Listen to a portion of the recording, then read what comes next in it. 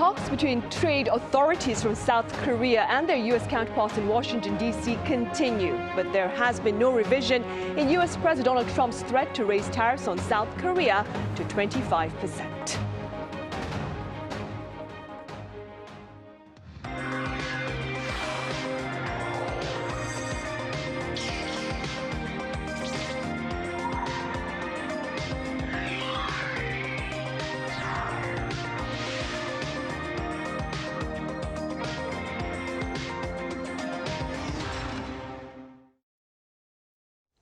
Hello and welcome to Press Perspective for this Monday, February 2nd here in Seoul. I'm Min Sunhee.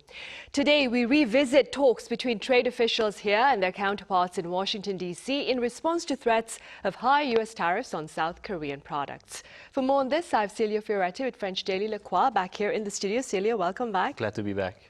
I also have Thomas Maresca with the American news agency UPI with us. Thomas, it's great to have you here. Thank you. Great to be here. Right, Cecilia, we were talking about this last Friday, and we resume our talk on this Monday. So what's the latest with regard to talks between South Korea and the U.S. over higher tariffs? Well, the trade official representative of the Korean government went to Washington to talk, but South Korean industry minister says more talks are needed with Washington, even after 2 days of high-level discussion aimed at diffusing the latest tariff threat by Donald Trump last week. Minister Kim Jong-hwan met with U.S. Commerce Secretary Howard Lutnick in Washington after Trump announced plans to raise tariff on South Korean import from 15 to 25%, citing delays in Seoul legislation process tied to last year's trade deal that was made in July. That deal includes a pledge by South Korea to invest $350 billion into the United States in exchange for lower tariffs. Now, Mr. Kim says that the meeting helped improve mutual understanding and resolve what he described as an unnecessary misunderstanding. But he stressed that Seoul has absolutely no intention of delaying more the legislation bill, failing to implement the agreement. In fact, he told U.S. officials that a special bill needed for that will be needed to operationalize the investment component and will probably come at the end of February or early March. So it's expected to move quite quickly into the parliament. Still, the talks ended with no real final resolution. Mr. Kim acknowledged that further discussions are needed to reach a compromise. Both sides did agree, however, on any investment project should be mutually beneficial and not just be for the sake of U.S. interest. So at this stage, tension appeared to have reduced or at least lower, but the situation remains quite fluid. Seoul is signaling commitment to a dialogue, and the U.S. does too, but the final solution will have to come later. Right.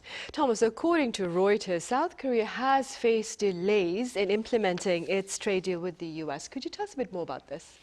Right. Well, this is sort of the crux of what prompted Trump's, social media initial announcement, and then this move to implement the higher tariffs again. Basically, South Korea hasn't passed this special bill that as Celio was mentioning, that was introduced in November, that was meant to kind of create a fund to basically it's around this $350 billion investment component of the trade deal that they struck. And, the government wants to establish a fund to raise the foreign currency, to fund this. And, some of this is, there's some of it is just kind of infighting between the two parties about implementing it and whether it even needed to be ratified in the first place.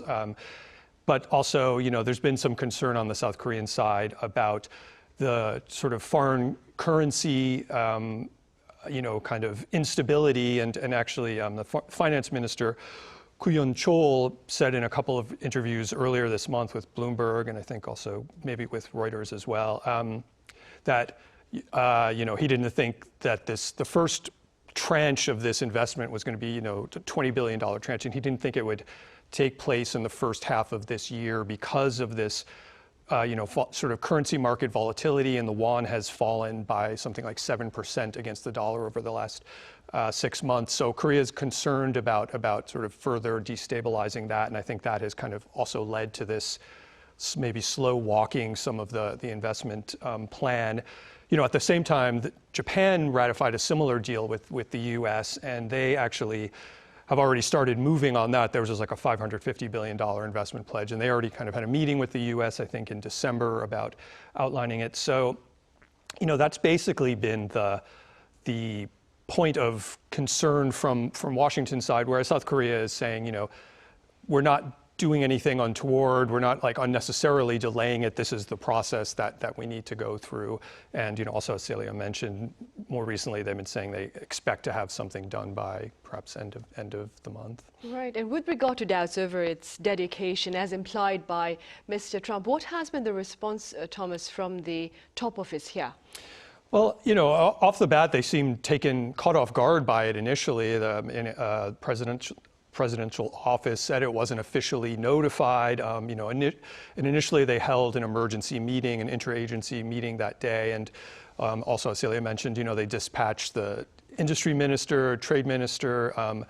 Industry Minister Kim came back. Trade Minister Johan Koo is still in Washington, and he's having meetings. I don't know if he's actually met with his counterpart, who's Jameson Greer, but he's in the midst of some meetings as well. And I think they've said, the Blue House has said that they intend to fulfill the deal, Foreign Minister Cho Hyun is actually also going to be in Washington this coming week. So, I think there's just more discussion going on. I mean, there has been after this initially happened, reports came out that, some officials here in South Korea did receive a letter a couple of weeks before this tariff announcement, sort of pushing them to get moving. And that came from the charge d'affaires from the U.S. Embassy here in Seoul to some deputy prime minister and the science minister, but whether that wasn't necessarily saying that they were going to do something about the tariffs, but so there's some question of, did you not know that this was coming and you should have acted more quickly, and so we're seeing some reaction from both parties as well. One of the Democratic Party representatives who was saying that they expect a bill to be passed soon was kind of critical of the U.S. government. Representative Han Jung-ae saying that the U.S. government was creating unnecessary conflict, and that the government should, the U.S. is aware that Korea needs to follow these legislative procedures. Whereas at the same time, the opposition leader Jang Dong-hyuk urged President Lee to directly contact Donald Trump to further negotiate this. So there's some, political infighting about it. But that's basically where things stand. Right. And in the meantime, Celio, quite a number of observers here, believe that Mr. Trump's latest tariff threat comes in light of the perceived mistreatment of U.S. businesses here, including Coupang, which currently faces investigation over its massive leak of customer data. In fact, what's the latest on that front? Indeed, Harold Rogers appeared before the Seoul Metropolitan Police for more than 12 hours of interrogation on suspicion of obstructing official duties and possibly tampering with evidences. Investigators believe Coupang may have independently analyzed a suspect laptop without consulting authorities and then publicly downplayed the scale of the data breach, initially claiming only 3,000 customers were impacted, where in fact it was revealed later there was 33 million users. And there's also additional legal pressure around Coupang. The National Intelligence Service denied Reuters' earlier claim that it had instructed the company to contact the suspect, and lawmakers have filed a perjury complaint. Coupang is also facing a separate complaint over alleged industrial accident cover-up. So there's a lot of pressure right now on Coupang, and it ripples back on the diplomatic front, because some U.S. lawmakers and officials are framed the probe as a discriminatory treatment of a U.S. company in Korea. House Judiciary Republican explicitly linked Trump tariff to what they describe as an unfair targeting of Coupang. So it would be like a threat as a response of it. However, South Korea Foreign Ministry has pushed back strongly, saying that there's no link between the two cases. In the U.S., there's no direct connection between the U.S. threat and the announcement of the Coupang investigation. So while political rhetoric in Washington has amplified the issue, for sure, Seoul maintains that the trade dispute and Coupang are two separate tracks. But it's clear that now they're kind of overlapping in the discussion around this. Right. And staying with such speculation, Thomas, other pundits here claim that Mr. Trump's tariff threat against U.S. trade partners is an attempt perhaps to take attention away from the tensions he faces on the domestic front, given his crackdown, immigration crackdown, that is. Is there any merit to these claims? Well, I think it's almost impossible to clearly kind of define the cause and effect behind a lot of Trump's moves. And I think, it feels like there's always this temptation to say one thing as a distraction from another thing. We've seen it in, it was the Epstein files and Greenland and, like you said, the immigration crackdown. And it sort of becomes distractions all the way down, and you forget what was the original thing that's being distracted from. So I think it's just more part of the way this administration operates, which is kind of this, one of his advisors, Steve Bannon, back, even in his first administration, described it as this flooding the zone strategy, just putting so much stuff out there at once, or he called it muzzle velocity, like the speed at which you do things. It's this shock and awe is another term they use, and it's just kind of a way to do things so quickly that your opponents never really get their footing, whether it's the media, your political opponents, or your legal opponents, or in this case, international allies or antagonists, I guess. And certainly with this administration, he's had less resistance internally from kind of going full speed ahead with all of these different implementation, these plans and implements. The first time around, there were some more sort of traditional sort of figures within the administration that I think put the brakes on stuff. So I tend to think of it in terms of more, this is just part of how he operates. I mean, at the same time, Trump is always been good at kind of switching up the story, distracting, when something happens, when something turns negative, and certainly domestically, the whole immigration story has turned quite negative with the killings in Minnesota and the resistance and pushback against that. So, yes, in that sense, I could see turning the attention towards international affairs, but, I do think probably there were more direct, reasons for his timing of this. The Coupang thing may have been part of that, and I think just in general, there's been the government here is pushing for a bill that kind of prevents bigger platform operators from abusing their market dominance, like, so Google and Apple, companies like that can also be affected, so that could be it. And another thing that I've heard is that, there's a sense maybe we know the U.S. Supreme Court has taken up a hearing on whether these tariffs are going to be legal. So there may be a sense of, let's rush to get things kind of locked in before the Supreme Court comes back with their decision about that. So that could be another cause. Right. Meanwhile, Celio, Mr. Trump's latest tariff threat does not only target South Korea, it also appears to target its next door neighbor, Canada. Could you tell us a bit about the tensions between those two countries? Well, indeed, tension between United States and Canada have marked a striking escalation in what has already been a growing rift between the two neighbors. President Trump has publicly threatened to impose a 50% tariff on Canadian-made aircraft sold into the U.S. in retaliation for what he claims is Canada's refusal to certify several models of Gulfstream jet, U.S. manufacturer, for use there. In a social media post, Trump went even further, saying that U.S. would decertify Canadian aircraft, including planes made by Bombardier, which are also like a strong competitor of Gulfstream Jet, and that's a unusual move because usually the plane certification is typically handled by an independent organization, not the president. But industry expert warn that politicizing such safety process are dangerous and could really undermine aviation safety and complicate flight for thousands of passengers across North America. Bombardier shares fell in response of Trump threats, and Canadian officials says they're in talk with their U.S. counterparts to resolve the dispute, stressing that certification should remain independent and apolitical, grounded in technical safety, and rather than a trade pressure as Trump is doing. These latest threats are not happening in isolation also. They come against a backdrop of a broader tension, including Trump's previous threat to levy even higher tariff if Canada pursued trade deal with China, and public spat between Trump and Canadian Prime Minister Mark Carney also have happened, especially after Mark Carney said he would want to be closer with China, that the old world is dying and he should seek new partnerships. So while the US and Canada still remain close partner and business partner, especially under agreement like a USMCA, this episode shows that how trade and regulatory dispute, particularly when paired with an aggressive communication, especially from the US, can quickly escalate into a broader diplomatic conflict. Right.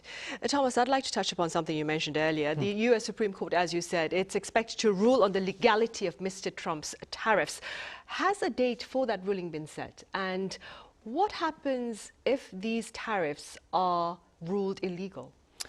So no date has been set. It's been 3 months now, I guess, since the case was first taken up, and this was, a challenge mostly filed by importers, who are arguing the tariffs were imposed without clear congressional authorization, and this is like more than 1,000 companies, big ones like Costco and Revlon, et cetera. And so the Supreme Court took it up quite quickly, which made people initially think, oh, maybe they will have a fast ruling, but it's been 3 months now.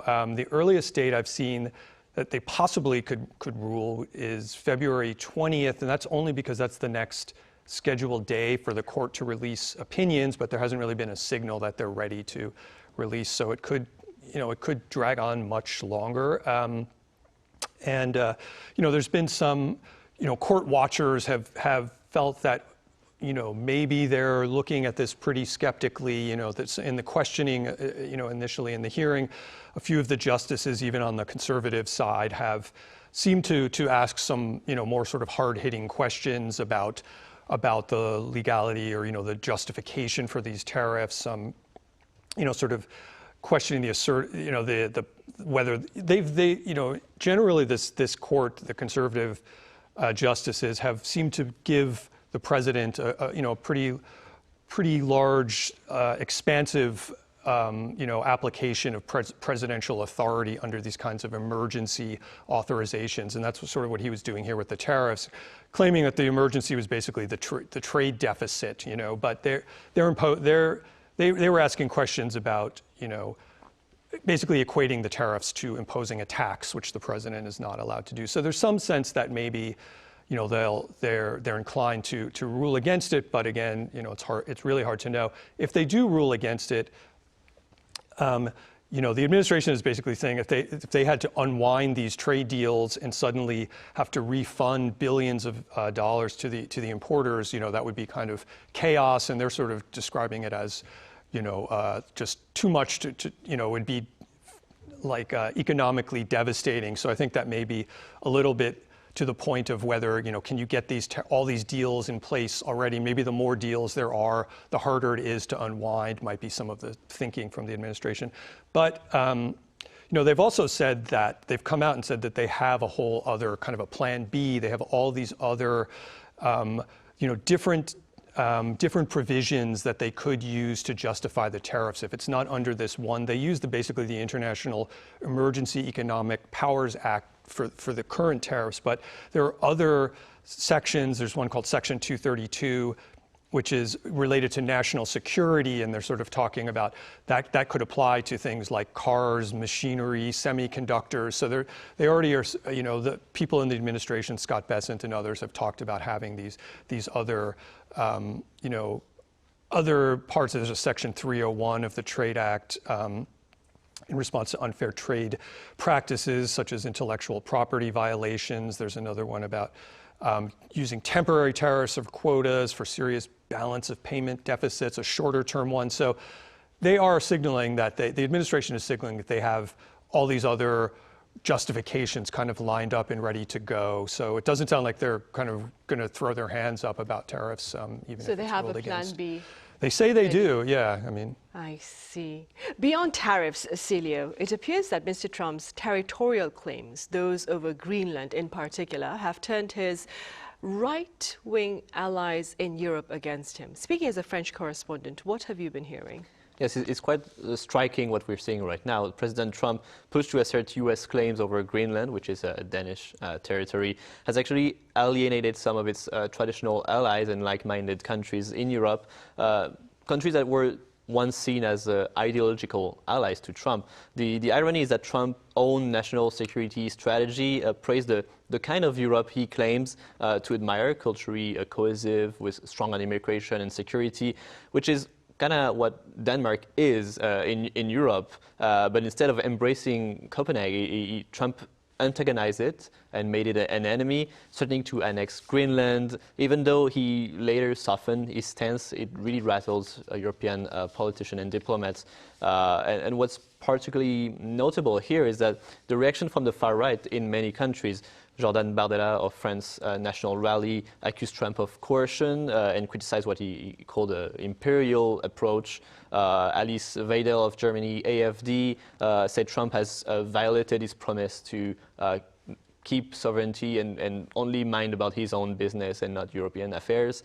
Even Italy's Giorgia Meloni called his NATO remarks unacceptable, saying friendship requires respect. And Nigel Farage in the UK also described the Greenland threat as a hostile act. So the core issue here is sovereignty. European nationalist and far-right movements are really deeply sensitive about national territory and secure borders, national integrity. And analysts say that Trump miscalculated, maybe while these parties may share his anti-immigration ideas, they cannot support a move that will go against the integrity of European borders. And polling now shows declining European trust in the US, and experts suggest that Trump's threat on Greenland is a major part in that, and it actually weakened rather than strengthened maybe his idea of a transatlantic nationalist and far-right alliance that he was hoping to create with Europe. Right. Mr. Trump, meanwhile, is poised to meet with his Chinese counterpart here in this part of the world, that is Beijing, in April. Thomas, very briefly speaking, what will you be keeping your eyes and ears on during that particular summit?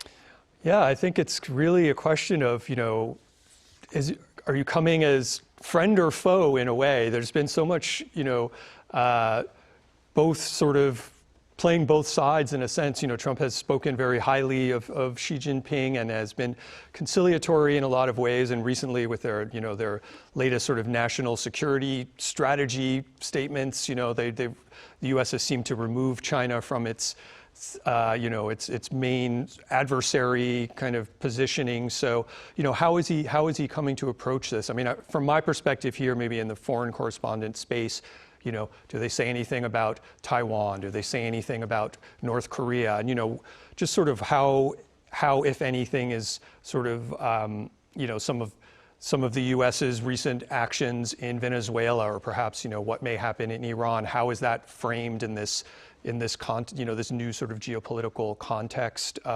So I think it's a real question, just generally speaking, if what stance is Trump going to come at this at? And, is he looking maybe for his own domestic short-term wins, which was, I think, some of what happened when he met with Xi here in Gyeongju, get some of these, selling more soybeans to China, give something to get a few domestic wins, or is he looking for more of a long-term, geopolitical positioning? Right. I suppose we'll find out once the weather starts to warm up then. All right, Thomas, thank you so much for your time and your thoughts. Thank you. And Celio, thank you very much for your insights. Thank you. Right, that ends this edition of Press Perspective. As always, thank you for watching and see you same time tomorrow.